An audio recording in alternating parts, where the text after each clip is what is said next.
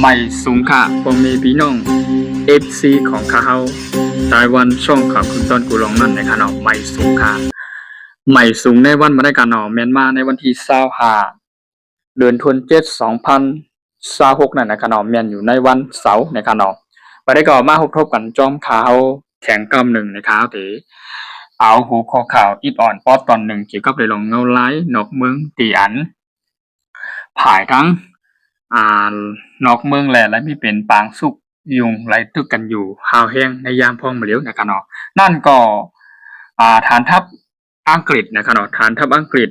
นั่นก็ที่อันมีฐานทัพอเมริกันที่เล็กกว่าปักตับมาอยู่ที่ในเมืองอังกฤษนะครับเนาะที่ในตอนที่ในแหลนดินอังกฤษนั่นที่มีฐานทัพอเมริกันนั่นครับเนาะในปักตับนั้นก็ผายทั้งฐานทัพอิหร่านในไล่มีการอาบสีใจหมากหลงนั่นก็ขีปนาวุธห้องว่าโคลัมชาตัวในที่ยื้อแหลปล่อยเข้ากว่าถึงไรนะครับน้องเงาลายอยู่ย่ามมาแล้วแน่อาปีมีเป็นปางตึกแหลตบกันหาวแห้งขีปนาวุธเตียนอิหร่านที่มาใจที่ยื้อเข้ากันในฐานทัพอเมริกันมันก็ดีปักอยู่ในอังกฤษในขณะก็อาปีมียื้อไหลตั้งไก่มันสองหิงลักไม้ทะเลถึงกากำในอาปีจ้อยตาสีหิงลักไม้ทะเลตาดียื้อเข้ากว่าถึงนั่นในขณะห้องว่าขีปนาวุธโคลัมชาตัวในตั้งนักมันนำนัก1 ตันในขณะได้ว่าเป็นขีปนาวุธอันหลากหลายและอันดีโกฮาวแห้งของเมืองอิหร่านในขณะเพราะว่าอิหร่านได้จ้อยมากตัวในยื้อเข้าในฐานทัพอเมริกันที่อยู่ในอังกฤษนั่นขณะอยู่ในอังกฤษนั่นฐานทัพอเมริกันที่ก็ปีมีการเตรียมพร้อมโฮมเหนั่นก็ภายตั้งปูมีจันมันก็ผู้นำของทัพอินเทียงในฐานทัพอเมริกันที่ปักอยู่ในอังกฤษในขณะปักอยู่ในนั่นไล่มาปืนเผาลาดว่าเตรียมพร้อมเตรียมรับมือเหมือนกันก็บ่ได้เสียแลไล่มีการมาหมกลาดว่ามือป่วนมาอิหร่านในและมีการจ้อยหมากลงตัวในขีปนาวุธอยู่ในห้องว่าโคลัมชาในไล่จ้อยที่จามยื้อเข้าด้วยบริษัทที่การจัดการไกบนห้องก็โอ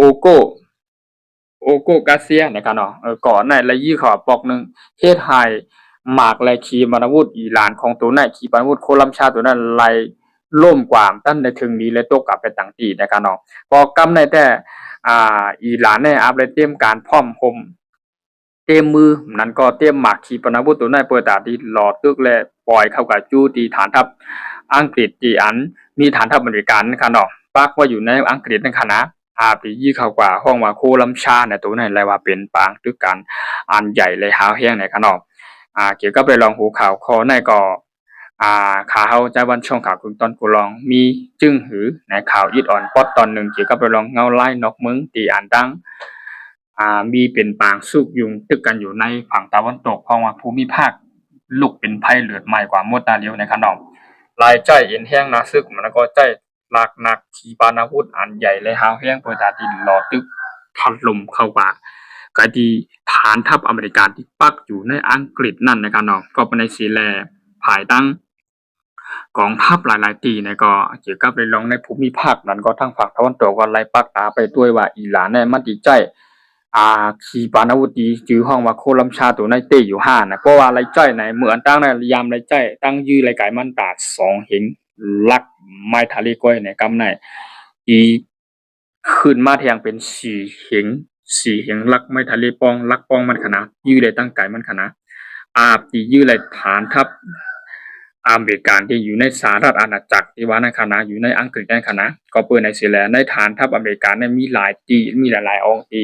ในภูมิภาคเปลี่ยนไปตับว่าอยู่ในอังกฤษก็เป็นโอ้ยลีเนี่ยครับเป็นโอ้ยลีของเมืองอเมริกันอยู่ในชาติไปอยู่ในจุ่มชาตินาโตเหมือนกันเกี่ยวกับไปลองฐานทัพกูตีกูตั้งที่อันอยู่ในภูมิภาคที่อันอิหร่านในใครเล่งเป้านั้นก็ยังอ่านจูในตาที่ตอบโต้เอาเต้นขึ้นในตบกับกูฐานทัพในการเนาะอิหร่านในมีหลักหนักของการขีปนาวุธในโคลัมชาในหาวแห้งขนาดยื้อไรไก2หิงลัก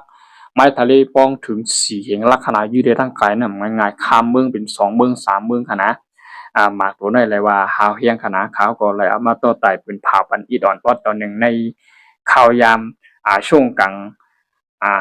วันเหมือนในข่าวว่ามีข่าวหัวข้อจึงหือในเกี่ยวกับเรื่องในวันในก็วันที่25เดือนธันวาคม2020มาลาดนี่ลุยลองมาปืนเผาปันปอมีพี่น้องเฮาเขากูเจ้ากูตุนกูบ้านในเมืองใต้เปิ้นหนังเปิดได้ติดตามข่าวสารบ้านเมืองเกี่ยวกับได้ลองปางสุกยุงตั้งอเมริกันและตั้งอิหร่านแล้วก็กำในอิหร่านที่ใจหมักขีปนาวุธโคลัมชาจนได้ติดตบเข้ากว่าที่ฐานทัพที่อันอยู่ในภูมิภาคที่อันอยู่ในสหรัฐอาณาจักรเพียงในกำในลายว่าเป็นอันเงาไล่บ่ใครเขี้ยมคันเอาปอแม่พี่น้องเขาระดับวันมันก็มีหัวข้อข่าวอิดอ่อนปอดตอนหนึ่งว่าหนังไหนข่าวใหม่สูงกายินจมขอบใจอย่านำการที่เข้ามาปันแห่งข่าวในช่องข่าวคือตอนกูร้องนั่นในใหม่สูงกะพอแม่พี่น้องคนเมืองใต้กูจะกูโดนกูป้าย้อนให้อยู่ดีกี่วันกัดเย็นคำชาตัวแต่2ปึงกัดเย็นคันเนาะยินจมขอบใจอย่านำที่เข้ามาปันแห่งข่าวเฮาอย่าลืมเข้ากากดไลค์กดแชร์กดติดตามปันข่าวหนังก็ติดตามข่าวสารบ้านเมืองนั่นในกันเนาะใหม่สูงค่ะยินจมขอบใจอย่านำค่ะ